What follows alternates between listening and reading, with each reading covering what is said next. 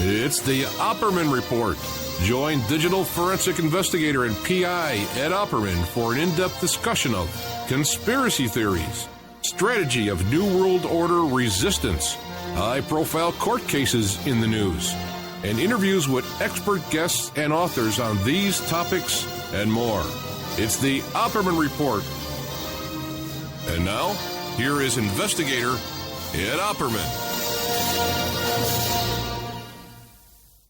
Okay, welcome to the Opperman Report. I'm your host, private investigator Ed Opperman, and this show is brought to you by SubashTechnosis.com. Check out Subash Technosis if you need any kind of website design, search engine optimization, press releases, data entry, content writing. If you need a customer service, you need to outsource, check out SubashTechnosis.com. Anything you might need to build your business, check out Subash Technosis or go to Facebook, Subash Technosis LLC.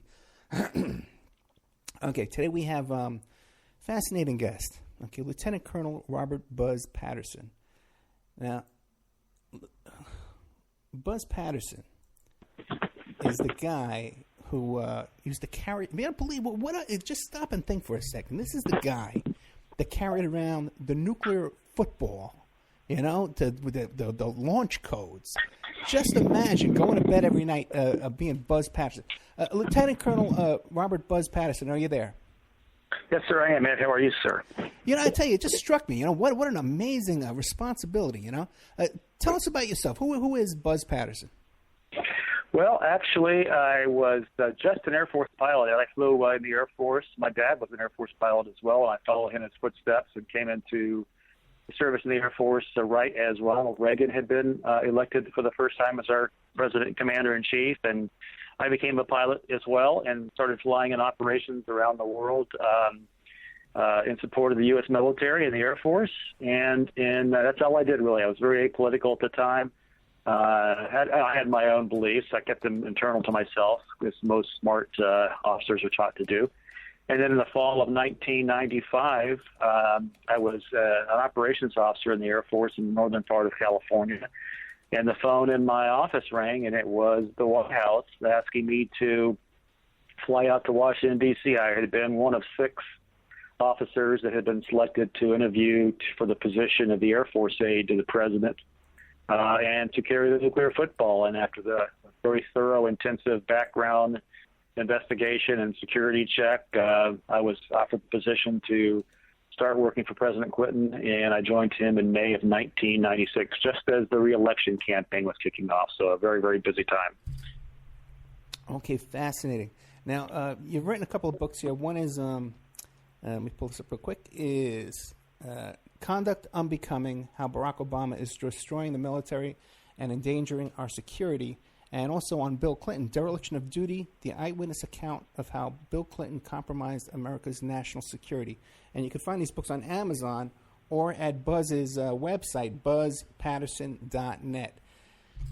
Okay, now, what was your first introduction to Bill Clinton? What was that like?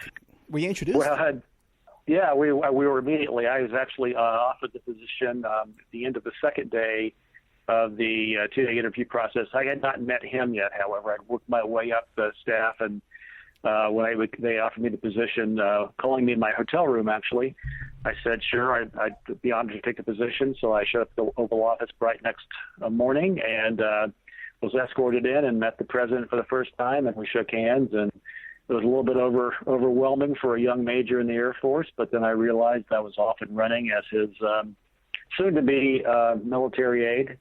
I had a couple of weeks to get back to my home in Northern California, sell my home, pack up, and then get back to the White House. So a very quick, very crazy couple of transitional weeks there, but started working for him. And I remember very distinctly, Don, my first day walking into the White House. It was a beautiful, crisp, clear spring day, and I actually had an office in the White House in the East Wing upstairs and a bedroom in the East Wing downstairs. So I walked in just amazed that I had been offered that opportunity, but I immediately began to see things go south very, very quickly early on with the man that we had elected once and were about to re-elect as our commander-in-chief. Okay, wait a minute. This is so much. You were a young major. How old were you? I was, at the time, probably 37, 38. Yeah, it's funny how that's young now, right? Yeah, and I'd been promoted to major, was about to be promoted to lieutenant colonel. I'd been promoted to be above quicker than my peers, I guess. So that was one of the reasons why I was selected as one of the 6 candidates. And I also had been recently in some combat operations in Bosnia and had been the commander of that and had done fairly well in that position. And I wasn't married. I don't know if that played into their selection profile or not, but I was about to get married. So I had a girlfriend back in Northern California, and so this, of course, made that extremely difficult. But that ended up being successful too, so I was able to work both of these to my benefit. So yeah, I remember the first day walking in, I just was wide-eyed and bushy-tailed and had no idea yet. And then I remember very early on started seeing things, obvious chinks in the armor.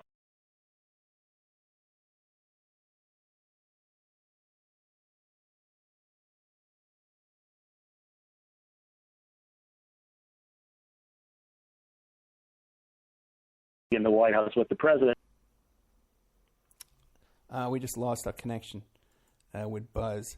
That sucks. Let's give it another try. Make sure I got the right number.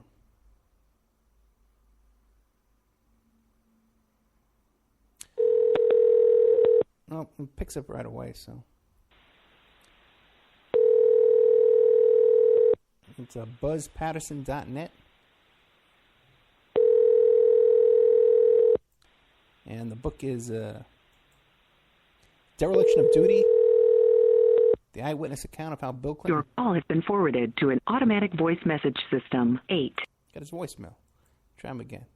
Maybe he thinks I'm a bill collector. He's avoiding my call. We'll try it one more time. I tried to get a hold of him on Skype before the show, and had a lot of issues with that.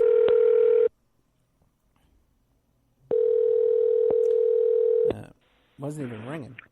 Hey, Buzz. Hey, Buzz. How are you, brother? No, but real quick, before you get into all that, because we just lost the connection, you say you were sharing this bedroom, you would rotate with these other guys, but you had a girlfriend. Could you ever bring your girlfriend over to spend over the night at the White House? No, absolutely not. Okay. The closest we could get was my girlfriend would come over and have lunch with me in the downstairs where the senior staff members ate. But then it was that place would close up for the evening, and all females were forbidden unless they had access to the White House, which of course Monica Lewinsky had finagled. So, right. So yeah, I had to basically carry my relationship on over the phone. Oh, okay. All right. So, well, tell us then. Okay, what was your first experience then? You said you noticed some chinks in the armor. Well, we were at a golf tournament. Probably my first month there. We were at a golf tournament, a local golf tournament. It's actually called the President's Cup. It's where all the American professionals play against the European professionals, and this one just happened to be being held at the golf course in Lake Manassas, Virginia. So the president, of course, was a big golf aficionado, so we went out there for the day. And also, to coincide with this, Ed, we had Saddam Hussein was in charge of Iraq, and he was attempting to basically ethnically cleanse and annihilate the Kurds in the north part of Iraq, and he had launched multiple attacks on them, to include using gas and chemical weapons. And the U.S. had come forward and said, well, we're not going to stand for that. We will supply air power to protect the Kurds and push back the Guard. Well, on 3 occasions this day at the golf tournament, I was the call screener when we were away from the White House. Phone calls came in from the president. I would be called first, and then I would take the phone call to the president, and he would get on the line and ostensibly to make a decision or not make a decision. In this case, we had 3 phone calls that came into me.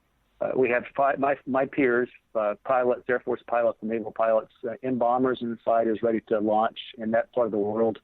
Saudi Arabia, off of boats off the coast of Iraq, and go and save these people. And on 3 occasions, quite frankly and sadly, President Clinton refused to take the phone call. He was simply too enmeshed in watching the golf tournament, refused to take the phone call from his then NFC advisor, Sandy Berger, and the attack went by the boards, and about 200,000 Kurds were killed that day. Now, is there any accountability for that? Is there any consequences for something like that? Well, the only consequence is that the president got back to the White House and had to answer a few questions, but it was his call. He had the Pentagon had orchestrated this attack, and his national security guy, Berger, was in charge of it. Berger, in his defense, Berger was pushing for the go-ahead, and he would not even take the phone call from Berger. To put that into perspective, Berger was getting upset with me for being the messenger in the middle, and the president was getting upset with me. Every time I approached the president to try to get him to talk to Berger, he refused the phone call and got even angrier with me. So as I sat in the motorcade going back to the White House, realizing we had just lost that opportunity and trying to figure out in my mind just how many tens of thousands had been killed, it was just very troubling. And that was not the first time I saw that, nor will it be the last.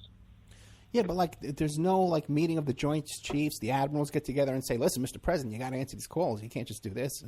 There's no. No, well, after the fact there could have been, but you only got a couple hours of intelligence, right. And the Pentagon had expressed their support for it. But then it comes down to the man that has to make the decision, and in this case, the decision was Clinton, and no decision in this case was a decision for what those people got. Very interesting. Okay, so and then you had another example after that. What was the next one? Okay, well, I've got a couple more actually. Yeah. Talking about indecisions, there was the situation where we had Osama bin Laden, not Barack Obama, but we had Osama bin Laden holed up and identified in Afghanistan, and we had an operation on the ground. It was actually going to be a snatch and grab operation. It was involving CIA assets and Delta assets and a few SEALs actually. And we had about a 3-hour window of intelligence. And again, in this situation, I am actually in the Situation Room with Sandy Berger, and we're trying to call up to the president's residence to get the go-ahead. It's late at night, and of course, we're trying to get this done under the cover of darkness over in Afghanistan as well. We don't want our guys exposed if we can afford it. So we had about 3 hours of intelligence, and for the first 2 hours, I talk all about this in Dereliction of Duty as well. For the first 2 hours, we couldn't get him to the phone. We couldn't get President Clinton to answer the phone up in the residence.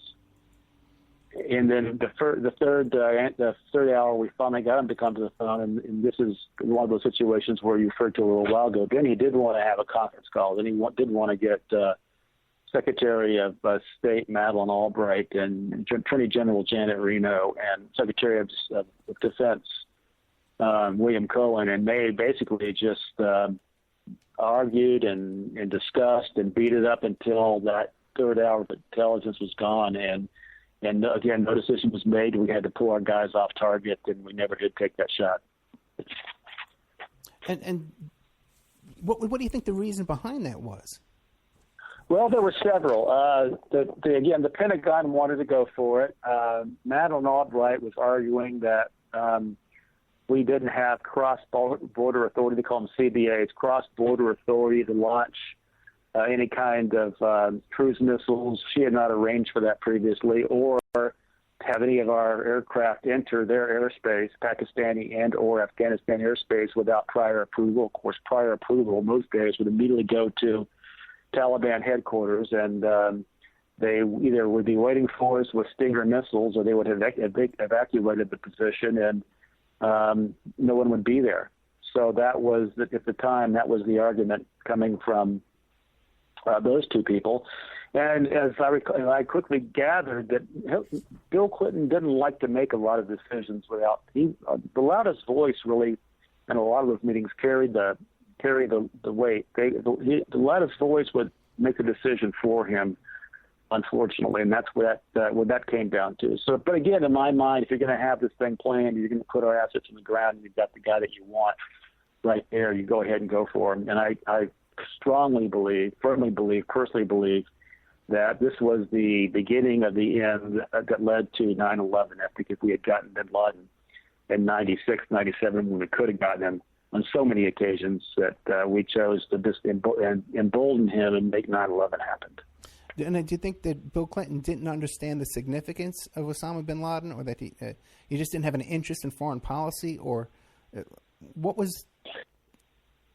Yeah, that's a really good question. I think it was a combination of all three. I think that he, after his situation with the Black Hawk Down situation with Mogadishu, he became very military risk averse. That was the first thing that kind of led into his mindset.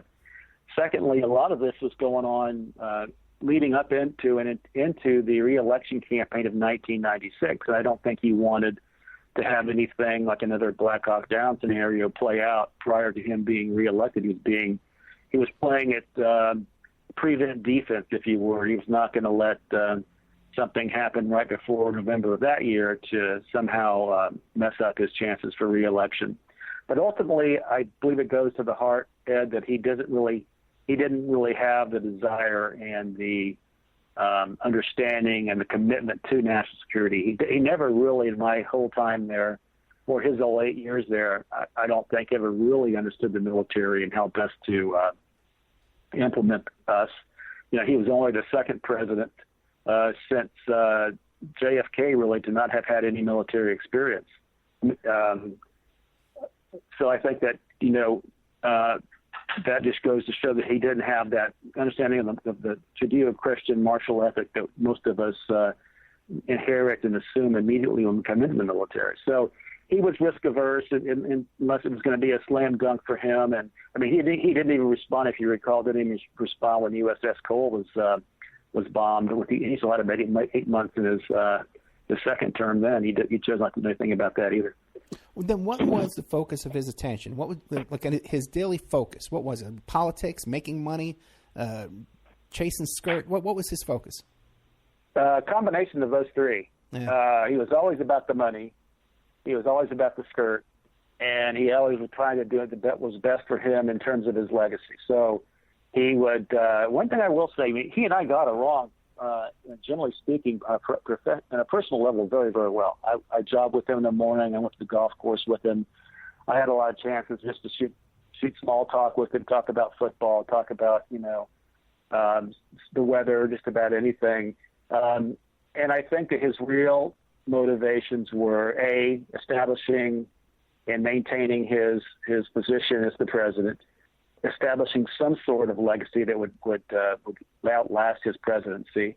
But then it was all about, from that point on, it was about making money and young women and then not getting caught. And then when he got caught with Monica Lewinsky, I happened to be the first person on the schedule that morning. I can tell you that story if you'd like. It's fairly interesting. Oh, yeah. I was the first person on the schedule that morning. And then once this had been, the Monica thing had been going on for several months, up to a year.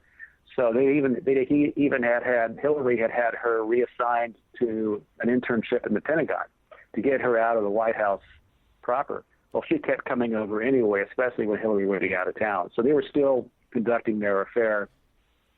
But once that hit the press, once the Judge Report got a hold of that in January of 1997, and then all of a sudden the mainstream media got a hold of it, it was over. And he became a very neutered, kind of, secondary role player. That's when Hillary would actually step in and took over as being the co-president, at least. I mean, I was at a lot of meetings, Ed, where she'd be telling the president what to say, what not to say, when to say it, when not to say it, where to say it, how to say it. It was obvious to me that she wasn't going to go down with him, and this whole thing had been prearranged as an arrangement for her future after his future anyway. So that's why she stuck with him and really assumed a lot of the ugliness behind the scenes. And literally Bill personally just stumbled for quite a while. He was not himself for quite a while. It reeled him, and he did not want to have to be faced with impeachment. And then when he was, he got defiant again.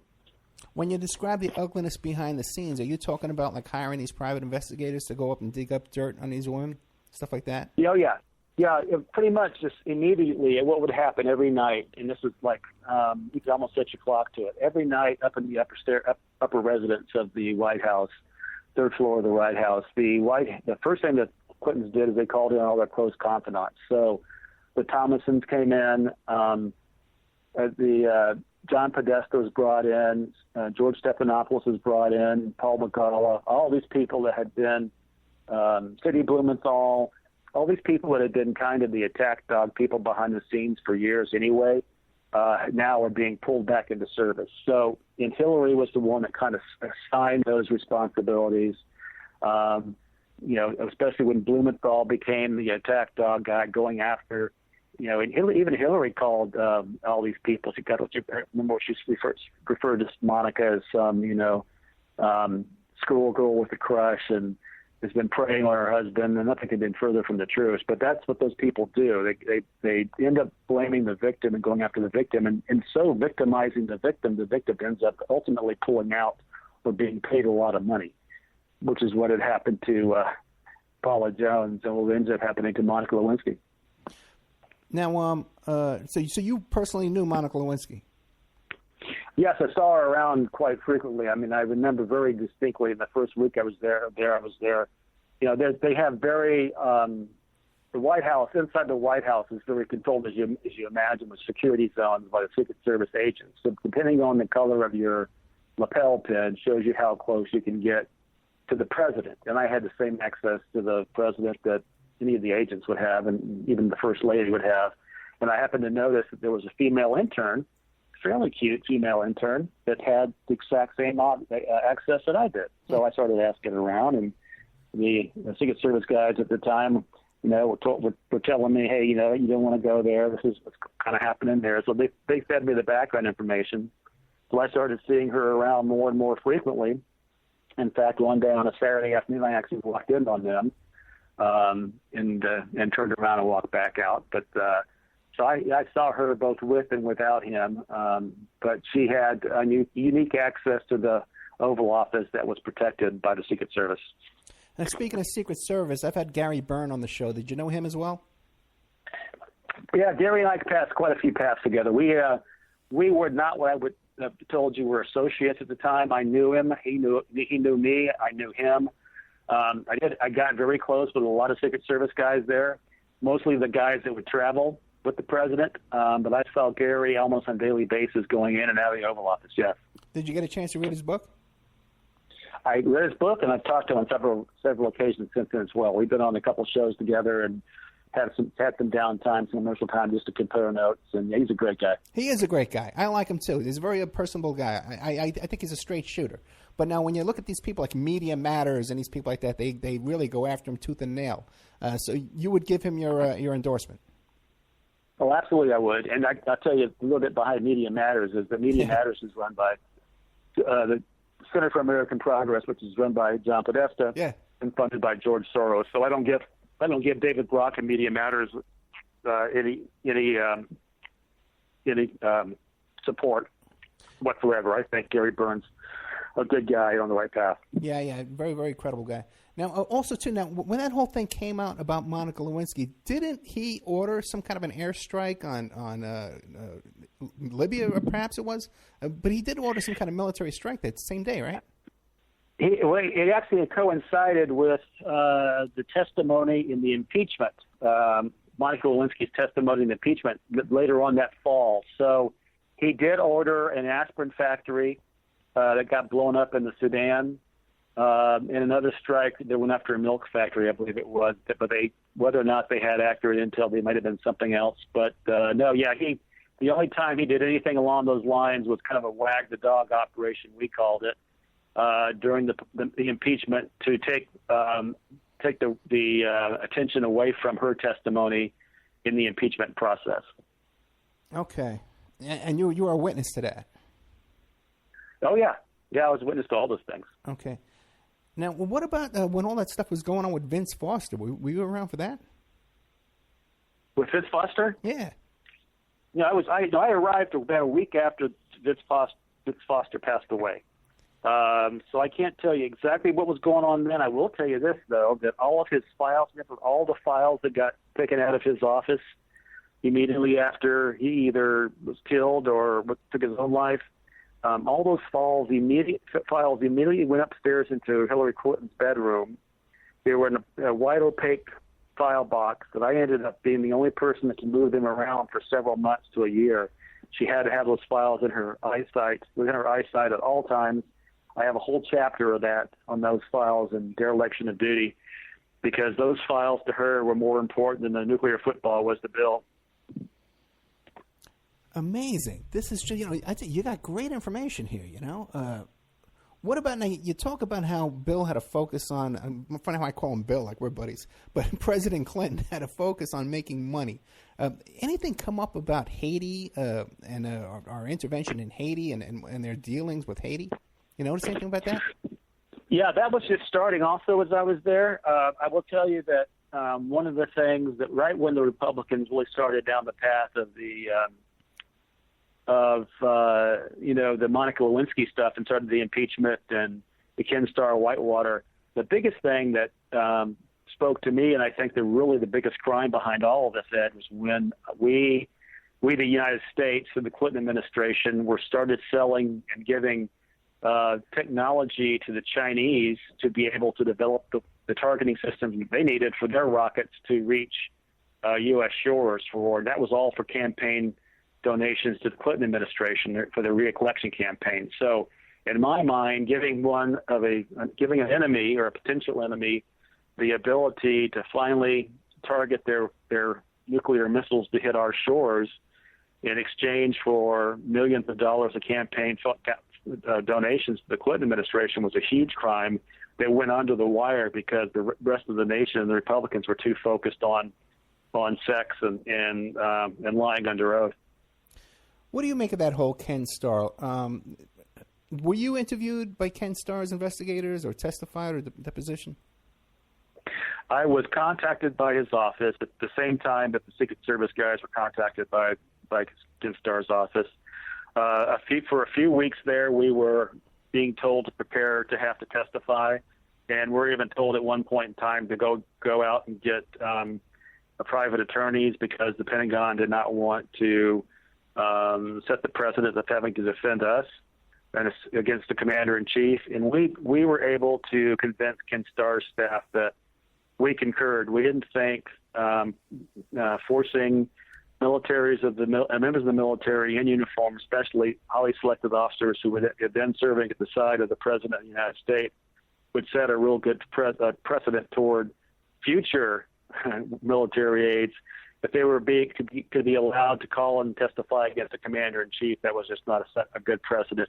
And he agreed with that. He ended up backing down from calling the military aides and stuck with calling a few of the Secret Service guys. But I have spoken to Ken Starr on a couple of occasions. He used to be out here teaching in Pepperdine, as a matter of fact, and I had a chance to run across his path a couple of times out here and found him to be just a wonderful gentleman and a great guy. But fortunately, I was not called to testify, no. Okay. Hey, what about when you hear these transcripts? I had on Mike Rothmiller, former LAPD intelligence officer, on the show, and he had gotten some documents talking about how Clinton was concerned that Mossad was recording his phone calls, his conversations with Lewinsky. What do you make of something like that? I find that hard to believe because when I was there, I think it's probably still the case, all of the internal communications inside and out of the outside the White House, all the computers, all the cell phones, those are all highly secure devices that are run by and managed by an office called the White House Communications Agency, what we call them WACA, White House Communications Agency. They're all military. They're all highly selected individuals from all the services. It wasn't just one service. It was Army, Navy, Marine Corps, Air Force. So I know that all the unless Clinton was doing the same thing that his wife ended up doing, unless he had a private server and a private device that he wasn't disclosing to somebody else, he could not have been hacked by anybody within the White House walls. Best of my knowledge there. I know that everything we have is highly secure. In fact, we couldn't even do internet surfing because we could go nowhere outside of the White House system. Gotcha. Now, what do you make? I was about to take a commercial break, but when you mentioned the Hillary with the private server, now what do you make of that, man? Because if she would know everything you know about the security, the importance of the security, and what would her motivation be for doing that, and how could she think she'd get away with it? Her motivation to do it, if she knew exactly what she was doing, because I used to give her classified briefings, right? And I was very clear about what the little C meant, the little T meant, the little TF meant. Yeah, she knew exactly what those little designations mean, and she knew how to handle the information that I would give her and her husband, because it was going all the way to the top. I had the same clearance that they did, so I saw the same information that they did. So for her to come out of the White House and devise a process by which she had zero information going through the State Department system and all of it going through her own system, I think was for two reasons. Number one, she didn't want to have anything that could possibly be subpoenaed in terms of her correspondence. And secondly, I think it was to protect completely the donations and the fundraising for the foundation, because they knew they were running close to the walls on those things. And if you look at the people that she most often communicates with, if you go back and look at WikiLeaks, I have for the last couple of weeks, if you go back and look at most of that correspondence, it was the people who did not have security clearances. It was to Sidney Blumenthal primarily, John Podesta primarily. Those people aren't authorized security clearances. So she was communicating highly classified information through a non-secure server to non-secure people. So it was totally by design. It was so that she could protect herself and her future potential political expediency, and to protect the foundation, to also protect her husband and her daughter. Okay, but she would have an understanding of the importance of securing these communications, even to prevent herself from WikiLeaks from happening, to prevent blackmail from foreign intelligence officers. Why wouldn't she at least make the attempt to have more secure communications? If she's going to run it herself, why not a real secure operation? I don't think. I think it goes to. Now, this is just my opinion, because I obviously wasn't there when they were talking about what servers to use and that kind of stuff. In my opinion, it goes to exactly to the heart of who she is. She's above it all. There's basically two levels of justice. She feels like she can get out of anything that she has to get out of legally. She can just lie about it or cast blame on somebody else. She's that imperialistic. She thinks that she has been put on this earth to do these remarkable things, and the rules don't apply to her. That's the way it was when I worked for her 18 years ago, and nothing's changed. She is exactly the same woman that I used to work for, and I saw the same level of unapproachability, or this air of aloofness back then. And she wasn't in charge. She was the first lady, of course, but I mean, we had things such policies, Ed, as when she was walking around the hallways of the White House, senior staff members, to include senior staff members in the military also, we were told we were to avoid having to make eye contact with her. We were avoid to say anything to her, such as "Good morning, Miss Clinton," or "Good evening, First Lady," or anything else. She didn't want to have to engage with regular people. So you would have adults jumping into office doorways to escape being seen in the same vicinity as her, because she simply didn't have time for you or did not want to be around you. Now, these were very senior staff members, but all she sees all of us, no matter how high you got in that administration, she sees all of us as servants and not human beings, not people. And we were just there to do that, to serve her office, her husband, and get the hell out of the way. I tell you, I've been trying to take a break for the past 4 minutes, but every time I want to ask you another question. This is great stuff. Lieutenant Colonel Robert Buzz Patterson. Okay, we're going to take a little 5-minute break.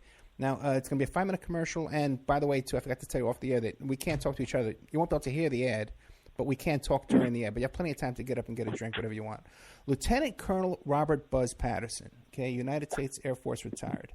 One of his books is Dereliction of Duty, Eyewitness account of how Bill Clinton compromised America's national security. Another more recent book is on Obama, Conduct Unbecoming, How Obama is Destroying the Military and Endangering Our Security. Lieutenant Colonel has a website, Buzz Patterson, 2 Z's, 2 T's, .net, buzzpatterson.net. You can also find him on Facebook and Twitter. We'll be right back with more of Lieutenant Colonel Buzz Patterson right after these messages. Okay, right after this. Get over here. And now a word from our sponsors. Did you know that 30% of all people on online dating websites and personal ads are either married or in a monogamous relationship? 30%. If you suspect that your husband, your wife, your boyfriend, your girlfriend may be cheating online, go to emailrevealer.com. On our online infidelity investigation. You give us their email address, and we could trace it back to online personal ads, dating sites, and social networks. We can even expand the investigation and find them cheating on escort service sites or even porn sites if they're registered to porn sites and swinger sites. So check out emailrevealer.com if you suspect your spouse is cheating, and check out our online infidelity investigation. William Ramsey is a producer here at the Opperman Report, and he's just come out with a new book, Children of the Beast, Aleister Crowley's Shadow Over Humanity. Now, he just sent me a copy of this book. Oh, boy, it's about 2 inches thick, and there's a chapter on just about everybody in this book that you can imagine. The Beatles,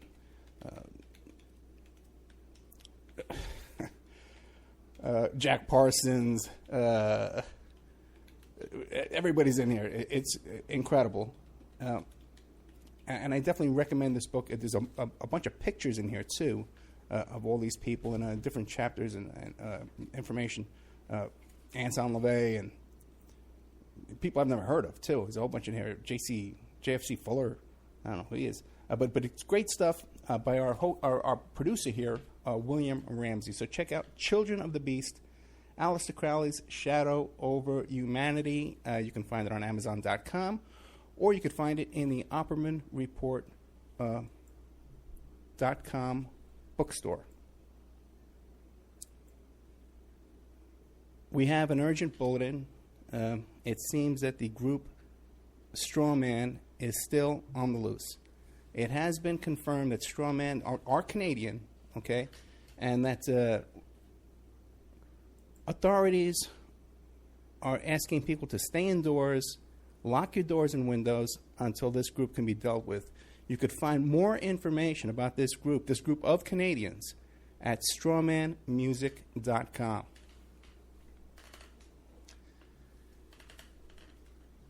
You can have your ad played here. Okay, we're looking for sponsors. Okay, in fact, we desperately need sponsors right now to take this show to the next level. So you can have your ad played here, read live, like I'm doing now, so artfully. Or we can even work up a little jingle for you with some music and stuff like that and play it here. You have no idea how inexpensive it would be to have your ad played on the Opperman Report on 7 stations live Friday night and another 7 stations live on Saturday night, plus replayed every day of the week on different stations, and then archived on YouTube, Spreaker, iHeartRadio, iTunes, and all different kinds of podcasts, Pod This and Podbean, all different kinds of places who archive the show for us. And on those archives, your ad would play indefinitely, forever. You also get a little banner on OppermanReport.com. You get a mention on the air, you get a little interview on the air, and all kinds of fun stuff if you sponsor Opperman Report. We have an opportunity to get this show on a major AM/FM station in California. We've been approved.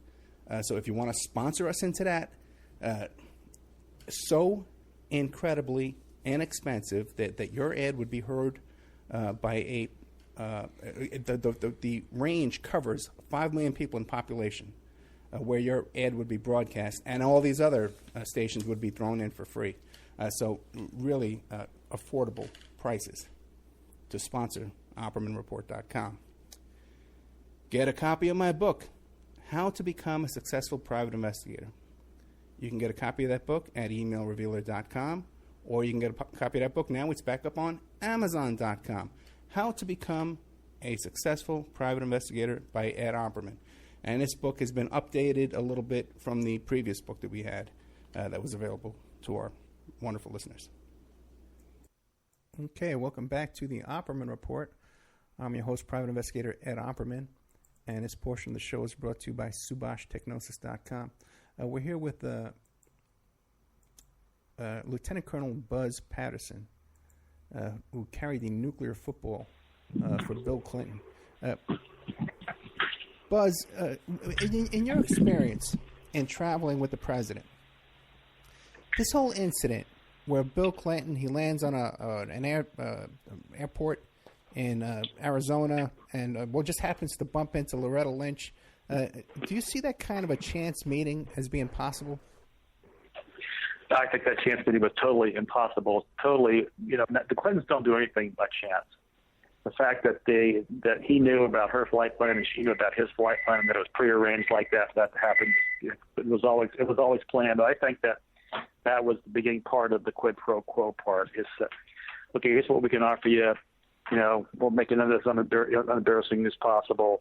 But yeah, nothing happens by chance with those two or three in this case, and that was extremely dialogued. Yeah, and for all we know, they could have had 100 meetings. That one, because they ordered press not to report about it, they could have had another 50, 30 meetings. They could have had meetings every day that week, and we wouldn't have known about it. Because the only exactly, our phone calls, or I'm sure they had been talking prior to that. Yeah. That's just how they operate. Oh boy. Okay, there's something in your book too about that Bill Clinton was kept away from the stewards on Air Force One, I believe it was, the female stewardesses? Yes, that happened on one of our trips. We were coming back from Europe late one night, and typical protocol was we would fly into Andrews Air Force Base, and then we would helicopter on Marine One over to the south lawn of the White House, and then I would take the president up to his room, put him to bed, basically, and then I'd head downstairs to my bedroom in the basement of the East Wing and get ready to go to bed myself. And in this particular case, my phone rang, and it was in my bedroom. The phone rang, and it was the president's Air Force One pilot, Colonel Mark Donnelly, and he said that we had a problem. And I said, "Okay, Mark, what's up?" And he had a young lady who was a staff sergeant, one of the flight attendants on board Air Force One, in his office, in tears. And she was claiming that President Clinton had kind of cornered her in the galley of Air Force One, one of the galleys of Air Force One, late at night when all the lights were off, and had sexually molested her. And I said, oh, God. And what do we want to do now? What does she want to do now? And she said that young lady said that she was married and that she had children, and she wanted to remain promotable in the Air Force, and she didn't want anything other than an apology from the Air Force, from the president. So I had to walk down to the Oval Office that next morning and tell the Commander-in-Chief of the U.S., as a young major, that he needed to apologize to the staff sergeant. And he very uncontritely said he would. And we arranged for an apology 2 weeks later in Air Force One, where he basically said something along the lines, "Well, I'm sorry if I've hurt your feelings," and that was that. And that was all she wanted, and he gave it to her. But those kind of things happen so many times that it was just, it quickly became a very fun place to work and became a very dark place to work. So you're aware of other sexual assaults that haven't been reported in the media? I am aware of him saying several things, and of course there's been enough reported in the media that I'm not aware of that. I never saw anything other than that. I never was personally involved in anything other than that, but just going out to the golf tournament or to a golf course with Clinton, some of the things he would say about the attending females that were there, kind of behind their backs, was just really rude and very inappropriate and very crude. And I did see other women around him on occasion, but I don't have any kind of experience personally other than Monica Lewinsky with this Air Force One flight attendant. I don't have any personal involvement in any of that. Okay, now, are you aware of Bill Clinton's relationship with the convicted pedophile Jeffrey Epstein and flying on Epstein's plane, and that I believe it's between... I'm aware that, I'm aware that it's happened. I've seen some things about it. I've seen some pictures of it. And again, it would not surprise me that that kind of thing's been going on, because that is what that man is all about. And if that's the people he hangs around with, I can certainly assure you he had a good time. Now, there were between 4 and 6 trips where he would ditch his Secret Service detail in order to fly on Epstein's plane. Now, what can you tell us about the procedure involved with the president or a former president removing his Secret Service detail? Is that a big deal? Yeah, it is a big deal, and I don't know how they could possibly do that unless they were kind of hoodwinked to let him go, because they're supposed to be by his side no matter where he is, especially if he goes out international somewhere. So I don't know if he had some kind of arrangement with them, or if he just, slid out the back door and didn't tell them about it. He would do that from time to time when we were at the White House. So I can't imagine it would be too far out of his repertoire to do that as a former president of the United States. Yeah, my understanding from Gary Byrne is you actually have to sign a form. There's a whole form, a process you have to go through saying, okay, we're going to release you from all your duties to protect me and all liabilities and all that kind of stuff.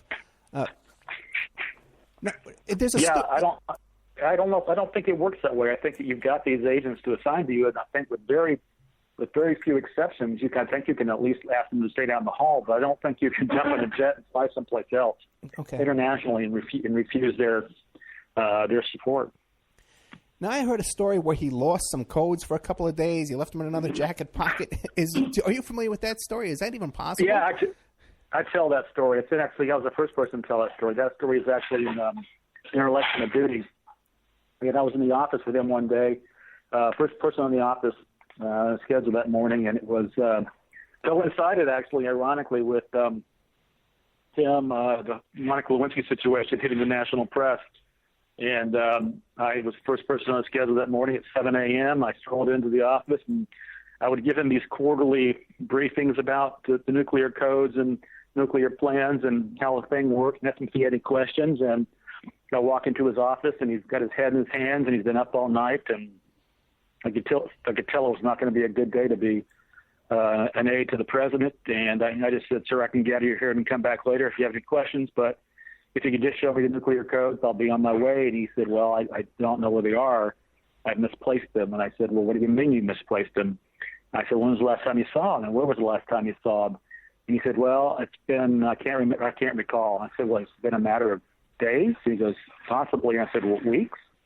He says, possibly. And I said, well, are you telling me you don't know if it's been months since the last time I came and talked to you about this? He goes, that could very well have been months. So he had lost the most important military document in the history of our nation, and could not remember how long it had been.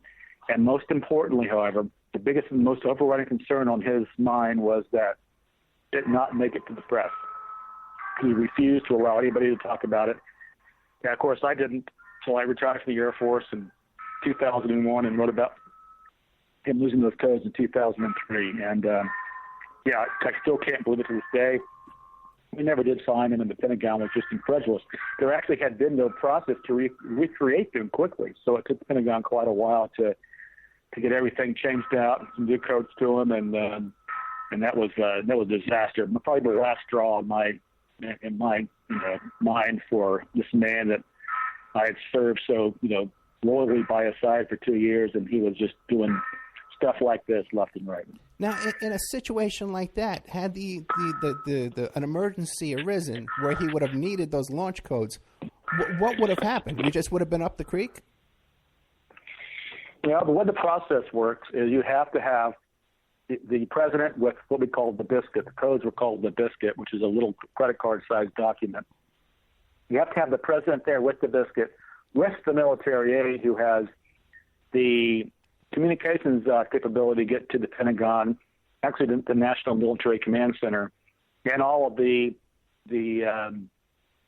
targeting options, if you will. There's a lot in the football that goes just beyond nuclear capability. It's about a lot of other stuff as well. But you have to have the president and the first and the military aide working together. Now, if somebody has launched on the United States of America, there was just a handful of minutes response for us to have had the opportunity to react to that and to respond. Well, I can tell you if the President Clinton had no codes on him, there would have been no way to respond. So we would have had the worst case scenario. We would have been launched on by, say, Russia or China or North Korea, and there wouldn't have been a response from the U.S. We would not have had the ability to do that.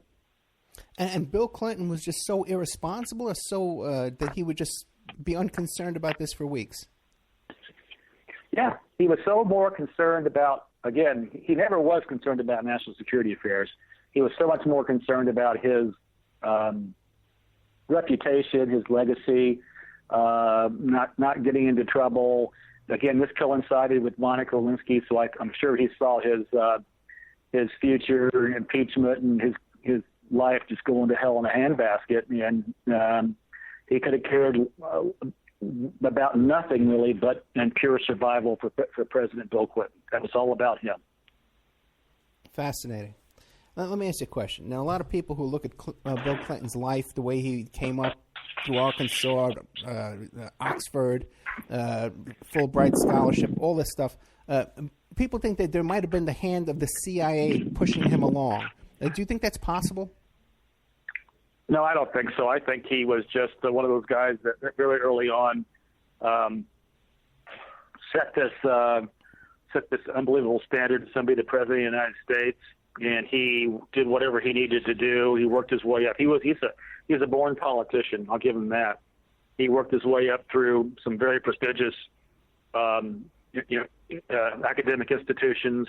I believe he met and married Hillary for the exact same reason, is to further polish both her resume and his resume. I'm not so I would not be surprised if Chelsea was not part of that polishing of the resume, as it will. He took his stances very early on, anti-U.S. as did she in the Vietnam War, and that's who they are. They've always only really cared about one thing, and that's their own personal power, and that has transpired into their own personal money. And now we've got them using the U.S. Constitution and the U.S. basically for their personal financial playground. Okay, and what do you know anything about his time back in Arkansas when all that stuff was going on at Mena, Arkansas, with the Iran-Contra and all that kind of activity was going on right under his nose? I've heard about it. I don't have any personal knowledge of that, other than what I've read and heard. Again, knowing them as I do personally, that would not surprise me if there was something of that going on. But I really can't personally testify to either that I know any of that, really, other than speculation. Okay, now personally, you have an event coming up. You're going to be speaking at a Donald Trump. Donald Trump at a Donald Trump rally in California. Why don't you give us the information on that?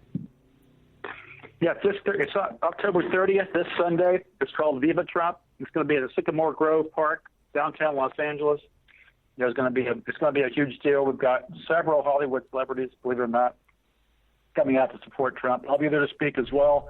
Keynote speaker. We're hoping for either Mr. Trump or Mr. Pence to join us. That's still in the works. Regardless of that, we're going to have a huge crowd out there. Sycamore Grove Park, 1 to 3 this Sunday, October 30th, and I'll be happy to see all the folks out there and put my support very strongly behind soon-to-be President Donald Trump, of course. And I really, again, cannot stand the thought or the horrific image of Hillary Clinton be our next commander-in-chief. I can agree with you. It would be horrific to see another Clinton in the White House.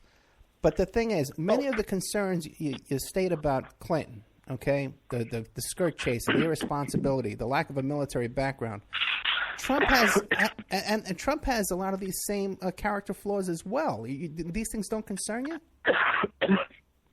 Yeah, I think that with Trump, what I've seen so far being just in the periphery of his campaign, is that he knows enough to hire people, smart people around him. I mean, he hired Ben Carson, General Flynn, who I really admire. Of course, Michael Pence, who I've met a couple times, and have a high degree of respect for him.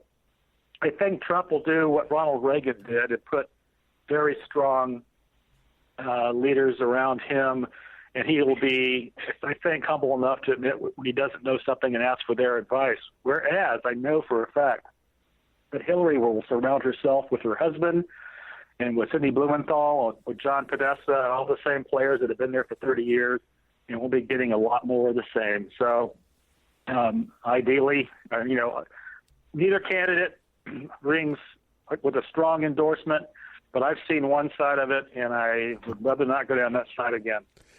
Now let me ask you a quick question, because we're out of time, but it must have been such a weighty responsibility in your life to be in control of that football. Did it ever bring you to tears? Say, oh my God, just think of what I'm doing here. So there were a lot of sleepless nights very early on as I figured out what exactly was in the football. Yeah. And then I had to come to grips with, okay, if this thing ever does go down, how do I, in terms of my moral structure and background, and what would I be willing to do it? And I finally came to the conclusion that yes, I would be willing to do it. And in the military, you've got the law has to be legal and defendable. So I always told myself I would do it. If I felt like President Clinton was, in legal, sober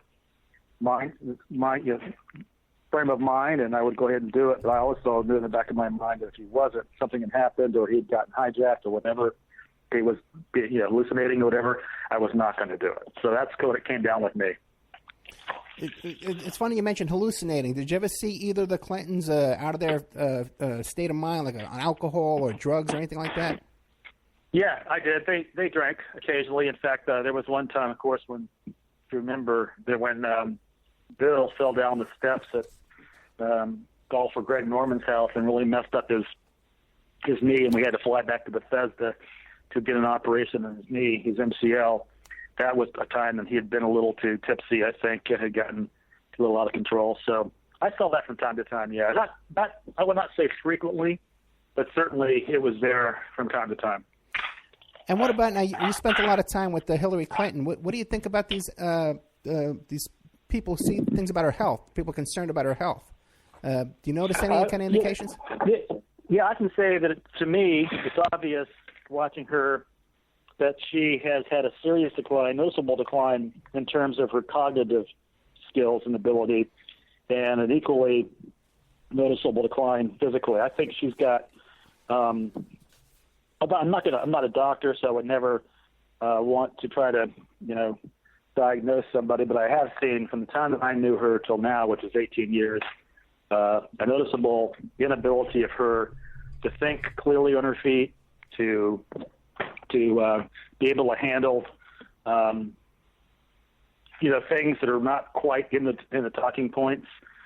So I think now if you get her off target a little bit, she kind of loses it. Whereas 15, 18, 20 years ago, she was much more adept at fielding those type of things. So there's been a significant decline that I can notice just through watching her doing debates and speeches. What do you make of those bizarre outfits she wears? She wears this clothing that's just beyond description, and it's not flattering in any possible way. Any kind of explanation for that? So that again, I'm sorry, I missed most of that. The clothing she wears. She wears these crazy outfits that almost look like Mao Zedong or something, or some kind of. Listen, how do you describe it? She wears the most bizarre clothing. She's got no fashion sense, and she does. And I don't want to make comments about her body, but I think she's doing the best she can to come forward looking, as formal presidentially as she can. And that's about all she can do with his pantsuits. But she's got some strange. I don't know who's advising her on her sartorial splendor, but I don't think it's working. Well, if you need fashion advice from Ed Opperman and Buzz Patterson, you're in big trouble. Exactly right. Lieutenant we can call her out on it. I know, right? Listen, thank you so much, okay? Keep in contact with me. If you have something you want to add to the discussion, I'd love to have you back on again. Thank you so much. Anytime. Yeah, anytime. Sounds great to me. And let me know when this is going to air so I can put it out there on social media as well. You got it, my friend. Thank you very much. Lieutenant Buzz Robert Patterson. His website is buzzpatterson.net. A couple of his books out there are Dereliction of Duty, I like the guy. Dereliction of duty. Eyewitness account of how Bill Clinton compromised America's national security, and another one about how Obama is the worst guy in the world. Real quick. Conduct unbecoming. Oh, here it is. Conduct unbecoming. How Barack Obama is destroying everything in the military and endangering our security.